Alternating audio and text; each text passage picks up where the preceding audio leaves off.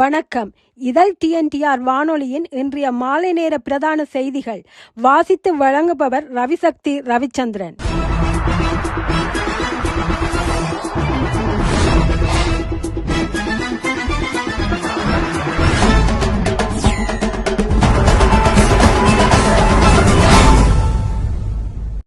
இலங்கை சிறைச்சாலைகளில் கைதிகளின் மோசமான நடத்தையை குறைப்பதற்காக மனநல மருத்துவர்களின் சேவைகளை அடிக்கடி பெறுவது குறித்து ஆராயப்பட்டுள்ளது.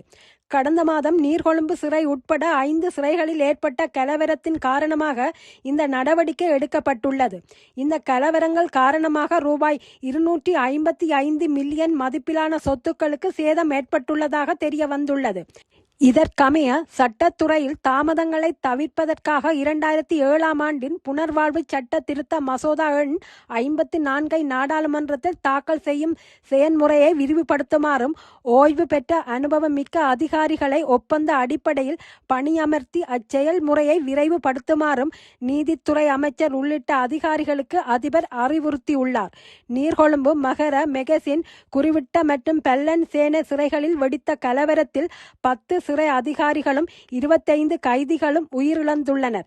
இதற்கமைய மேலும் 100க்கும் மேற்பட்ட கைதிகளும் சிறை அதிகாரிகளும் காயம் அடைந்துள்ளனர் என்பதும் குறிப்பிடத்தக்கது. நீதியரசர்களின் ஓய்வு பெறும் வயதை அதிகரிக்கும் அரசியல் அமைப்பு திருத்தம் பொருத்தமற்றது என தெரிவித்து மகாநாயக தேரர்களினால் அனுப்பப்பட்ட கடிதம் அதிபர் அனுரகுமார திசுநாயகாவுக்கு கிடைத்துள்ளதாக அமைச்சர் நலிந்த ஜெயதிச உறுதிப்படுத்தியுள்ளார். அமைச்சரவை முடிவுகளை அறிவிக்கும் ஊடகவியலாளர் சந்திப்பு இன்று செவ்வாய்க்கிழமை நடைபெற்ற போது ஊடகவியலாளர்கள் எழுப்பிய கேள்விக்கு பதிலளித்த அமைச்சர் இதனை தெரிவித்தார். குறித்த கடிதம் கிடைத்ததைத் தொடர்ந்து தாமும் நீதி அமைச்சரும் மகாநாயக தேரர்களை நேரில் சந்தித்து நிலைமைகள் குறித்து தெளிவுபடுத்தியதாக அவர் குறிப்பிட்டார். 22வது அரசியல் அமைப்பு திருத்தம் மற்றும் நீதி சேவை சட்ட திருத்தம் ஆகியவற்றை அமைச்சரவையில் சமர்ப்பிப்பதற்கு முன்னதாகவே மகாநாயக தேரர்கள் கடிதத்தில் குறிப்பிட்டிருந்த விடயங்கள் தொடர்பில் தமது தரப்பு விளக்கங்களை முன்வைத்ததாக அமைச்சர் சுட்டிக்காட்டினார்.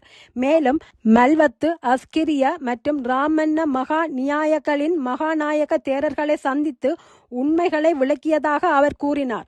இதற்கிடையில் கடந்த 4ஆம் திகதி நடைபெற்ற அமைச்சரவை முடிவுகளை அறிவிக்கும் செய்தியாளர் சந்திப்பில் கலந்து கொண்ட அமைச்சர் நலிந்த ஜெயதிச மகாநாயக தேரர்கள் அதிபருக்கு அனுப்பிய கடிதம் தங்களுக்கு கிடைக்கப் பெறவில்லை என தெரிவித்தார்.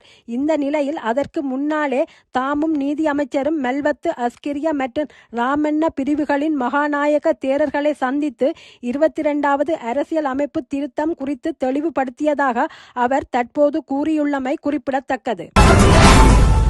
தாயகத்தில் இருந்து யுத்த காலத்தில் முறையான ஆவணங்கள் இன்றி இந்தியாவுக்கு சென்று ஏதிலிகளாக பதிவாகியுள்ள இலங்கையர்கள் மீண்டும் தாயகம் திரும்புவதற்கு தேவையான குடிவரவு தடையகற்றல் வசதிகளை வழங்குவதற்கு அமைச்சரவை அனுமதி வழங்கியுள்ளது. பொதுமக்கள் பாதுகாப்பு மற்றும் நாடாளுமன்ற விவகாரங்கள் அமைச்சரினால் சமர்ப்பிக்கப்பட்ட யோசனைக்கு அமைவாக அமைச்சரவை ஒப்புதல் அளித்துள்ளது. யுத்த காலத்தில் நிலவிய சீரற்ற சூழ்நிலை காரணமாக அங்கீகரிக்கப்பட்ட துறைமுகங்கள் மூலமின்றி முறையான கடவுச்சீற்றின்றி இந்தியாவுக்கு சென்ற பலர் அங்கு ஏதிலிகளாக பதிவு செய்யப்பட்டுள்ளனர். இவர்கள் ஐக்கிய நாடுகள் உயர் ஸ்தானிகர் ஆலயத்தின் ஊடாக தன்னார்வமாக மீண்டும் தாயகம் திரும்ப எதிர்பார்ப்புடன் உள்ளனர்.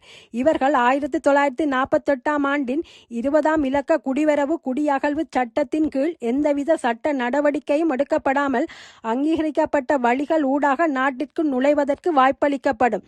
ஆனால் 2006ஆம் ஆண்டு ஆகஸ்ட் 1ஆம் திகதி முதல் யுத்தம் முடிவடைந்த 2009ஆம் ஆண்டு மே மாதம் 19ஆம் திகதி வரையிலான காலப்பகுதியில் இந்தியாவுக்கு இடம்பெயர்ந்தவர்களுக்கும் அடையாளப்படுத்தல் மற்றும் உளவுத்துறை தடையகற்றல் அறிக்கையின் அடிப்படையில் சட்ட நடவடிக்கைகள் இன்றி நாட்டிற்குள் நுழைய சந்தர்ப்பம் வழங்கப்படும். அதேவேளை கொலை மற்றும் தேச துரோகம் உள்ளிட்ட குற்றங்களுடன் தொடர்புடைய நபர்கள் அடையாளம் காணப்பட்டால் அவர்கள் துறைமுகம் அல்லது வானூர்தி நிலையத்திலேயே தடுத்து வைக்கப்பட்டு மேலதிக சட்ட நடவடிக்கைகளுக்காக காவல்துறையினரிடம் ஒப்படைக்கப்படுவர் என்றும் தெரிவிக்கப்பட்டுள்ளது. ஜெர்மனியில் செவிலியர் ஒருவர் 10 நோயாளிகளை கொன்றதாக கடந்த நவம்பர் மாதம் சிறையில் அடைக்கப்பட்டார். இந்த நிலையில் சுமார் 139 நோயாளிகள் வழக்குகளுடன் அந்த செவிலியருக்கு தொடர்பிருக்கலாம் என அச்சம் உருவாகியுள்ளது.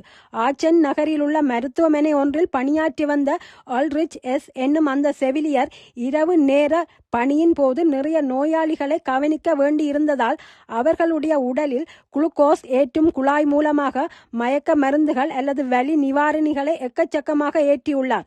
அதில் பல நோயாளிகள் உயிரிழந்துள்ளார்கள். சிலர் உயிர் தப்பிவிட்டார்கள்.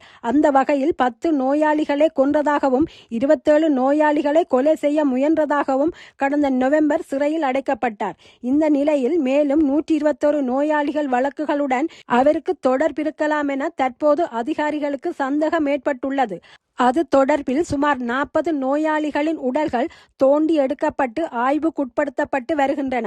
இவர் ஆச்சன் நகரிலுள்ள மருத்துவமனையில் பணியாற்றும் முன் கொலெக்னா நகரிலுள்ள மருத்துவமனை ஒன்றிலும் பணியாற்றி வந்துள்ளார். அந்த மருத்துவமனையிலும் 18 நோயாளிகள் உயிரிழந்த வழக்குகளிலும் இவருக்கு தொடர்பிருக்கலாம் என சந்தேகிக்கும் அதிகாரிகள் அந்த வழக்குகள் தொடர்பிலும் விசாரணைகளை ஆரம்பித்துள்ளார்கள்.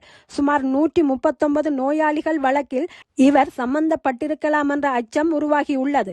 ஆயுள் தண்டனை விதிக்கப்பட்டு அவர் ஏற்கனவே சிறையில் அடைக்கப்பட்டுள்ள நிலையில் இந்த வழக்குகளும் சேர்ந்து அந்த செவிலியர் 15 ஆண்டுகள் ஆனாலும் பிணையில் வெளிவர முடியாத அல்லது முன்கூட்டியே விடுவிக்கப்பட முடியாத நிலைமை உருவாகலாம் என கருதப்படுகின்றது. அமெரிக்க அதிபர் டொனால்ட் ட்ரம்ப் துருக்கியில் இருந்து பிரிட்டனுக்கு இரகசியமாக இராணுவ விமானத்தில் பயணம் செய்ததாக தகவல் வெளியாகியுள்ளது. ஈரானிடமிருந்து கொலை மிரட்டல் விடுக்கப்பட்டதை தொடர்ந்து டொனால்ட் ட்ரம்ப் இரகசியமாக இராணுவ விமானத்தில் பயணம் செய்ததாக கூறப்படுகின்றது.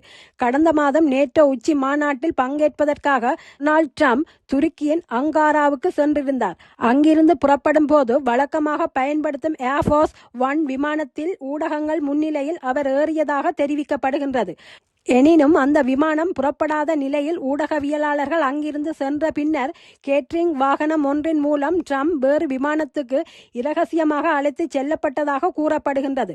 பின்னர் பாதுகாப்புத்துறை செயலாளர் ஹெக்ஷெத் மற்றும் இரகசிய பாதுகாப்பு அதிகாரிகளுடன் C-32A இராணுவ விமானத்தில் துருக்கியில் இருந்து பிரிட்டனுக்கு அவர் பயணம் செய்ததாக தகவல்கள் தெரிவிக்கின்றன.